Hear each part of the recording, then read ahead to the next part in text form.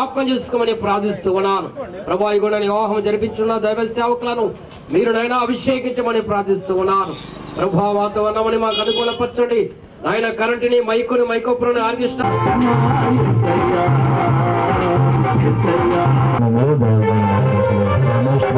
వచ్చి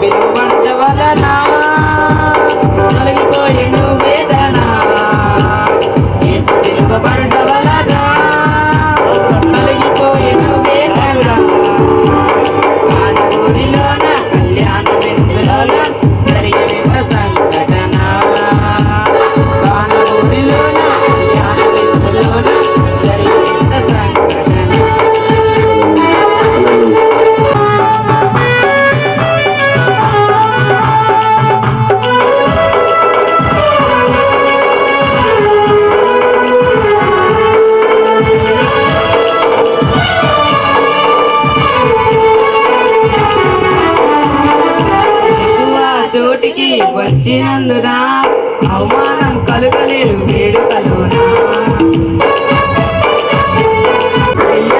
ప్రవేశించిన అక్కరలో తీరును సరి అయిన పిలువబడుట వలన కలిగిపోయెను వేదన.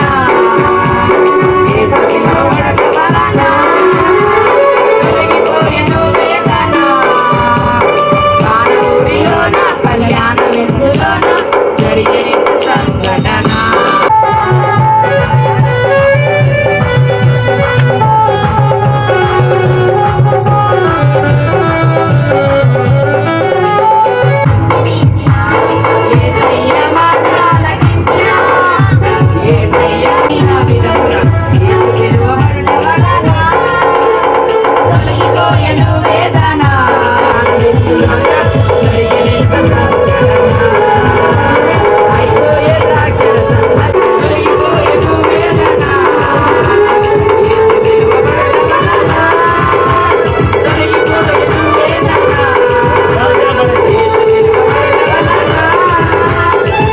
చాలా వందనాలు. ఈ సమయంలో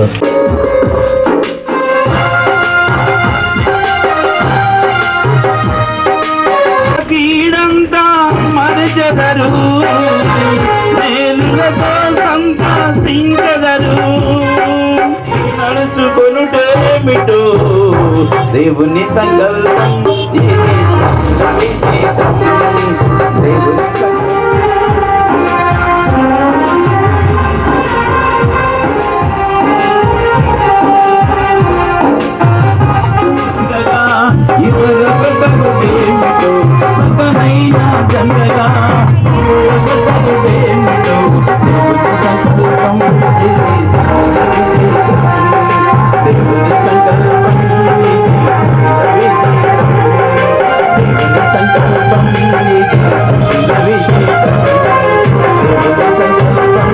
వందనాలు తెలియజేసుకుంటున్నా. ఈ సమయంలో జ్యోతి కృష్ణ గారు వచ్చి ప్రత్యేకమైన పాట పాడవలసిందిగా ప్రభుని యేసుక్రీస్తు వారి ప్రేమతో.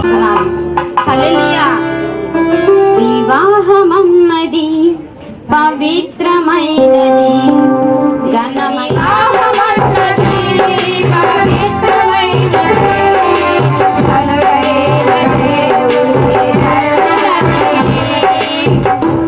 కృతజ్ఞతాస్తుతులు స్తోత్రాలు చెల్లిస్తున్నాను. వివాహం కొరకు సిద్ధపడి ఉన్నది మాట్లాడి మీ బిడ్డకు ముందుగా మీరు వెళ్ళండి. మన విషయాలు గమనంటారు ఇది ఘనంగా జరిగించి చక్కటి మా ప్రభువాన మాతను అనుకూలపరిచిన దేవుడు మాతను అన్ని సమస్త అనుకూలపరిచి మీ నామాన్ని మాట్లాడి మీరు జరిగించి మీ నామాన్ని మహిమ తెచ్చుకుంటారు. యేసు నామమున ప్రార్థన చేసుకున్నాము. ఆమేన్.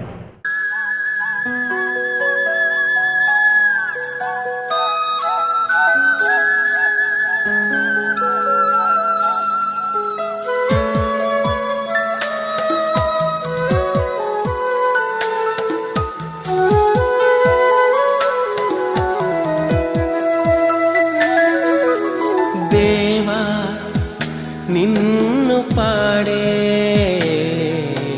సమయం మంచి సమయం దేవా నిన్ను పాడే సమయం మంచి సమయం కష్టమైన శోధనైనా నిన్ను పాడెదన్ నిన్ను స్తుతించెదన్ కష్టమైన శోధనైనా నిన్ను పాడెదన్ నిన్ను స్తుతించెదన్ దేవా నిన్ను పాడే సమయం మంచి సమయం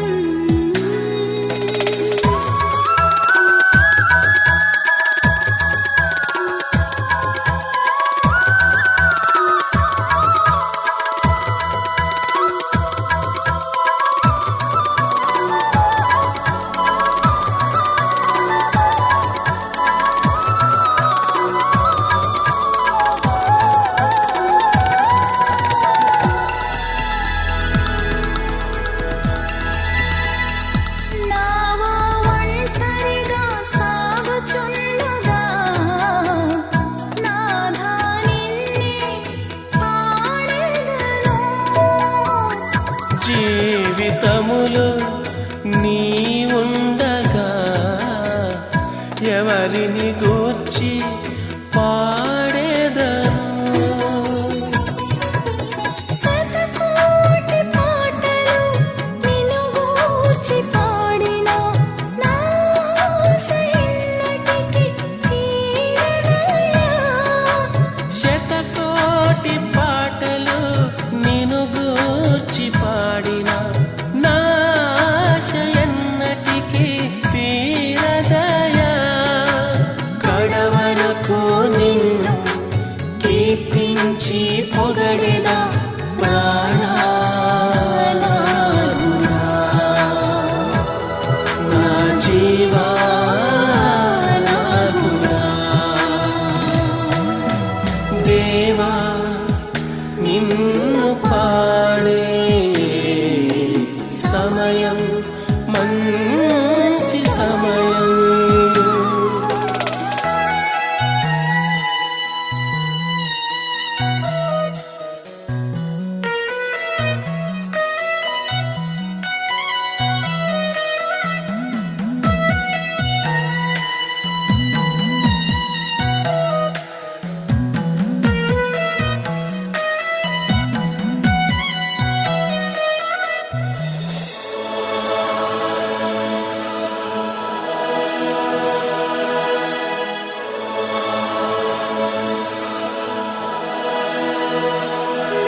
దేహమంతా కృషించినా వాడి నశించిపోయినా రక్తధారలై ప్రవహించిన మరణమాసన్నమైనను క్షణమైన నిన్ను స్తుతింపమరచిన జీవిత పయనము వ్యర్థమయ్యా క్షణమైన నిన్ను స్తుతింపమరచిన జీవిత పయనము వ్యర్థమయ్యా జీవమిచ్చిన నిన్ను కీర్తించి పొగడెదా ప్రాణనాథుడా నా జీవానాథుడా దేవా నిన్ను పాడే సమయం మంచి సమయం దేవా ప్రార్థన చేసుకుందాం. అందరం నిశ్శబ్దంగా మీ ప్రార్థనలోనికి వెళదాం. ప్రార్థన చేసుకుందాం. మహాపరిశుద్ధుడా, ప్రేమగల తండ్రి, సర్వాధికారి, సర్వభూమికి సృష్టికర్తమైన మా ప్రభు, ఇదిగో ఈ దినం బంధుమిత్రులతోనూ, ఇదిగో సంఘముగా ఈ కుటుంబంలోనికి దైవజనులుగా వచ్చినటువంటి బంధుమిత్రులు మీరు జ్ఞాపకం చేసుకోండి. ఈ యొక్క కూడికంతటిని మహిమకరంగా జరిగించండి. ఈ వివాహ మహోత్సవాన్ని దీవెనకరంగా నడిపించండి. నీ దాసుడిని పక్షాన్ని నిలబడి ఇదిగో వాక్యమును విత్తుచుండగా అనేకులకు ఆశీర్వాదకరంగా వధువరులకు ప్రభువా దీవెన ప్రభావములు పొందమని యేసుక్రీస్తు పరిశుద్ధ నామములో అడుగుచున్నాము తండ్రి, ఆమేన్. ప్రార్థన చేసుకుంటాం. చదివి సహాయం చేయాలని మనం చేస్తున్నాను. ఎవరి పనిలో వారు ఉండొద్దండి, దయచేసి అందరూ వింటే మంచిది. వాక్య భాగంలో వివాహము అన్ని విషయంలో ఘనమైనది అంటే చేయడం మంచిది అని దాని మీనింగ్. అలాగే కష్టపడి పనిచేసి బ్రతకడం మంచిది, చేయడం మంచిదే. అలాగే అన్ని విషయంలో కంటే వివాహం చేయటం మంచిదని బైబిల్ గ్రంథం చెప్తుంది. ఎందుకు అంటే ఆదికాండము 2వ అధ్యాయంలో చదవండి. మరియు దేవుడైన యెహోవా నరుడు ఒంటరిగా ఉండుట, అక్కడే ఆగమ్మా చదవండి. నరుడు ఒంటరిగా ఉండుట మంచిది కాదు. యవనస్తుడు యవన ప్రాయం వచ్చిన తర్వాత ఒంటరిగా ఉండుట మంచిది కాదు. దేవుడు ఏర్పాటు చేసినటువంటిది ఈ వివాహం.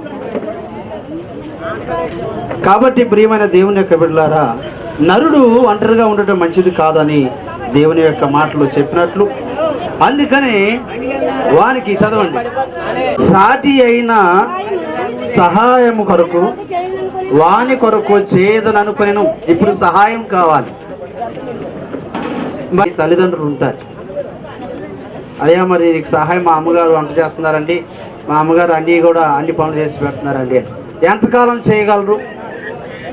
కాబట్టి నీకంటూ తోడు ఉండాలని చెప్పి తల్లిదండ్రులు ఈ విధంగా మరి కాబట్టి సామెతల గ్రంథంలో ఒక మాట ఏముందంటే, గుణవతైన భార్య దొరుకుట అరుదు అంటే ఇది ముత్యము కంటే అమూల్యమైనది.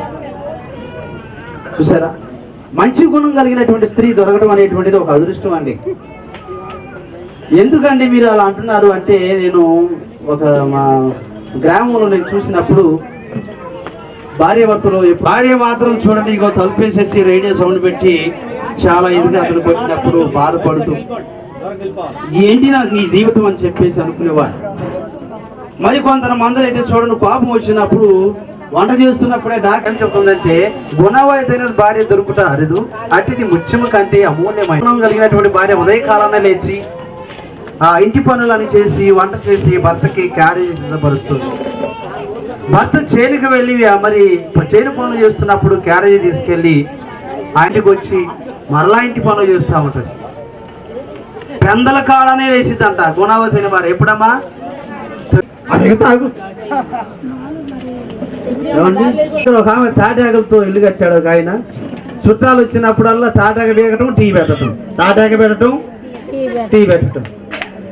బిడ్డలారా, మంచి బుద్ధి కలిగి మంచి జ్ఞానం కలిగి తన కుటుంబాన్ని తేలుకునే విధంగా ఉండాలని దేవుని యొక్క వాక్యం సూచిస్తూ ఉంది.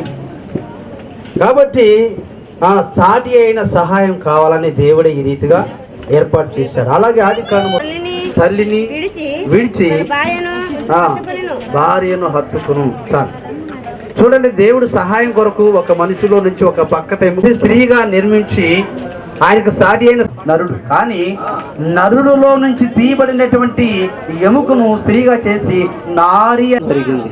సరే, అలాగే చూడండి, మరి అప్పుడు చూడండి ఏమంటున్నాడంటే, కాబట్టి పురుషుడు తన తల్లిని విడిచి తన భార్యను హత్తుకును అంటే ఆ తల్లిదండ్రులని భార్యను హత్తుకును, వారి ఏక శరీరమై ఉందును. నేను కూడా అడగాలి, కొన్ని విషయాలు ఏం చేస్తారంటే వారులారా అలా కాదు, కానీ ఒకరి కొరకు ఒకరు జీవించేటప్పుడు వధువరులుగా ఉన్నటువంటి విజయ్ కుమార్ను అమూల్యాన్ని మీరు జ్ఞాపకం చేసుకుని ప్రభువా మీ చేతులకు అప్పచెప్తున్నాం. ఇందరు ప్రజల సమక్షంలో, సంఘ బిడ్డల సమక్షంలో, పెద్దల సమక్షంలో, దైవ సేవకుల సమక్షంలో వారిని ఒకటిగా చేస్తుండగా ప్రభువా మీ ఆశీర్వాదాలు దీవెనలు వీరిపైన ఉంచండి.